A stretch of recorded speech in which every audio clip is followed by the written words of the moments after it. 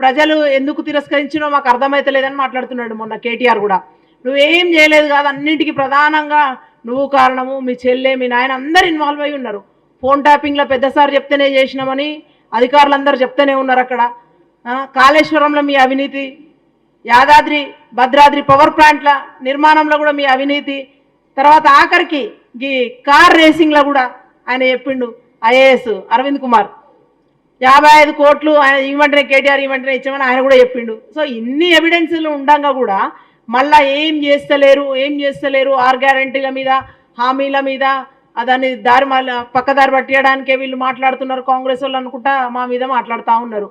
అరే మేమేమన్నా అమలు చేయకపోతే, హామీలు కానీ 6 గ్యారెంటీలు కానీ ఇంకేమన్నా కానీ మా మేనిఫెస్టో కానీ మేము అమలు చేయకపోతే నిలదీయడానికి ప్రజలు ఉన్నారు. ఓటేసిండ్రు, మిమ్మల్ని గెలిపించినాము, మరి మీరు ఇట్లా మేనిఫెస్టో చెప్పిండ్రు, 6 గ్యారెంటీలు చెప్పిండ్రు, ఇవన్నీ అమలు చేయండి అని వాళ్ళు కదా నిలదీస్తారు. మేము మాత్రం మిమ్మల్ని వదిలిపెట్టేలేదు. మీరు ఏ రకంగా మాట్లాడినా కూడా మిమ్మల్ని విడిచిపెట్టే ప్రసక్తే లేదు. గతంలో కూడా గౌరవ ముఖ్యమంత్రి రేవంత్ రెడ్డి గారు చెప్పిండ్రు దీని మీద ఖచ్చితంగా దర్యాప్తు చేస్తామని. దర్యాప్తు సంస్థలు అన్నీ కూడా మీ వెనకాలనే పడ్డాయి. మీకు ఏం చేయాలని అర్థం కాక దీనిలో పెట్టుకున్నారు మీరు. ప్రభుత్వము నిజంగా కూడా కొలువు తీరంగానే ఫస్ట్ థింగ్ మేము దీని మీదనే పడ్డాం. దాదాపు 99% మొత్తం మేము కంప్లీట్ చేసినాము.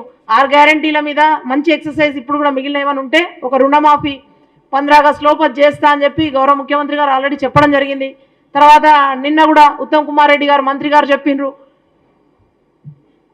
కొత్తగా రేషన్ కార్డుల గురించి కూడా ప్రక్రియ మొదలైంది. రేషన్ కార్డులు ఇస్తూ మళ్ళా సన్న బియ్యం ఇస్తామని కూడా చెప్పడం జరిగింది. సో అన్ని శాఖలు అన్నీ పనిచేస్తూ ఉన్నాయి. ఇంకా వీళ్ళకి ఏం చేయాలో అర్థం కాక మాదేం లేదు ప్రమేయం అంటారు. అరే కమిటీలు కూడా వేసినాం కదా కాళేశ్వరం మీద. ఈ దిక్కుమాల ప్రాజెక్టు కట్టి ఇవాళ మొత్తం దాన్ని గుదిబండ చేసి రాష్ట్రం కోలుకోకుండా పెద్ద దెబ్బ పెట్టి ఇవాళ కమిటీలు వేసినాం. 2 కమిటీలు, ఎన్డీఎస్సీ అక్కడి నుంచి టెక్నికల్ కమిటీ అది చూసుకుంటా ఉన్నారు. న్యాయ విచారణ కోసం పీసీ జోస్ అధ్యక్షతన అది కూడా వేసినాం. పవర్ ప్లాంట్లో కూడా చెప్తూనే ఉన్నాం. నరసింహారెడ్డి కమిటీ వేసినాం. నువ్వు ఛత్తీస్గఢ్ నుంచి చెప్పినాం కదా కొనుగోలు ఇది ఎంత ఎత్తున అది భారీ కుంభకోణం అనేది రాష్ట్ర ప్రజలకు అందరికీ తెలుసు. దాని మీద నోటీసులు ఇస్తే జూలై 30కి వస్తా, 40కి వస్తా తేదీలన్నీ చెప్తా ఉన్నాడు. పోయి అక్కడెక్కడో కూర్చుంటాడు అబ్స్కాండింగ్ ఆయన.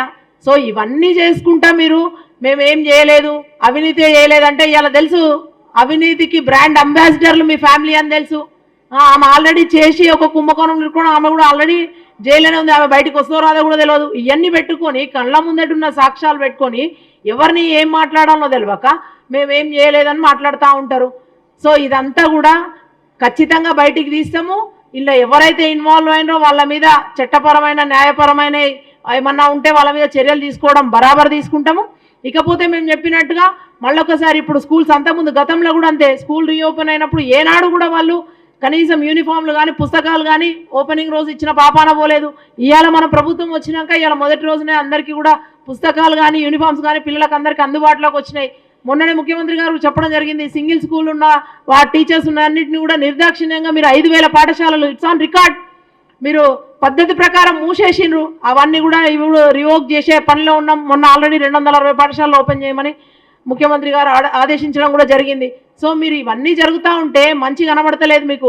ఎంతసేపు హామీలు చెప్తున్నాం కదా, బరాబర్ ఇచ్చి తీరాల్సిందే, మేము ఇచ్చినాము ఆల్రెడీ.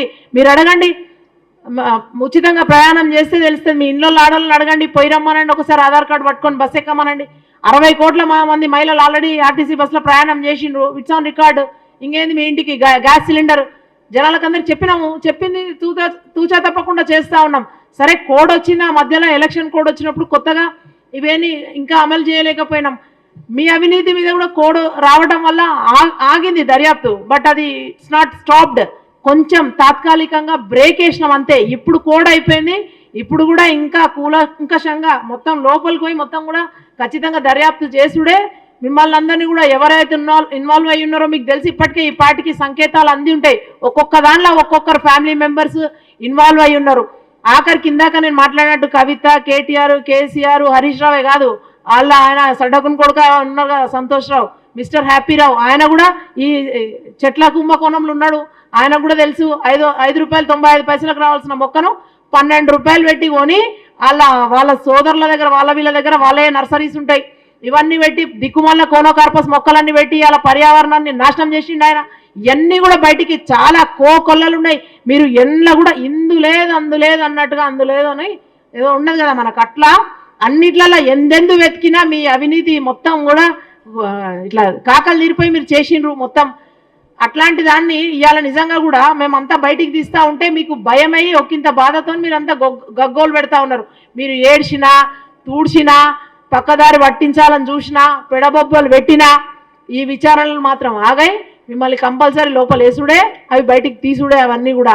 సో ఇంకొకసారి గనక మళ్ళా ముఖ్యమంత్రి గారి మీద బాడీ షేమింగ్, కాంగ్రెస్ పార్టీ మీద దుమ్మెత్తి పోయడాలు ఇట్లాంటివి చేస్తే మాత్రం మంచిగా ఉండదు. మేము అదే చెప్తా ఉన్నాము, ప్రజలకు మేము జవాబుదారులము. ఖచ్చితంగా వాళ్ళ ప్రాపర్ కోఆర్డినేషన్తో వాళ్ళ కొలాబరేషన్తో మేము ముందుకు పోతా ఉన్నాం. అందరినీ కూడా అన్నిట్లలో ఇన్వాల్వ్ చేసి గౌరవ ముఖ్యమంత్రి గారు ముందుకు తీసుకెళ్తా ఉన్నారు. అభివృద్ధి పదంలో నడిపేయడానికి నిజంగా కూడా చాలా కష్టపడతా ఉన్నాం. సో ఇట్లాంటి టైంలో మీరు మళ్ళొక్కసారి మళ్ళా చెప్తున్నాం, హెచ్చరిస్తున్నాం. ఈసారి అయితే గట్టిగా చెప్తా ఉన్నాము, ఇవన్నీ మానుకోండి. ఏదో అది పక్కదారి పట్టిస్తున్నారు, అది చేస్తున్నారు, ఇది చేస్తున్నారు అని కాదు. మీరు చెయ్యండి. ఆఖరికి కొన్ని మర్చిపోయిన నిజంగా చేపలు గొర్రెలు ఎండ్ల కాదు, మీరు నిజంగా చెప్తున్నాం కదా. ఆఖరికి పిల్లలకు ఆడపిల్లలకి ఇచ్చే శానిటరీ నాప్కిన్స్ దాని మీద కూడా మీ అవినీతి బయటికి వస్తూ ఉంది ఒక్కొక్కటి. అసలు నిజంగా చెప్పిన కదా, ఇందాక చెప్పినట్టు అన్నీ కూడా మొత్తానికి మొత్తం 1000 కోట్లు, 1000 కోట్లు అదంతా బయటికి తీస్తే నిజంగా మన రాష్ట్ర అప్పు సగం పోతుంది మీరు చేసిన కుంభకోణం.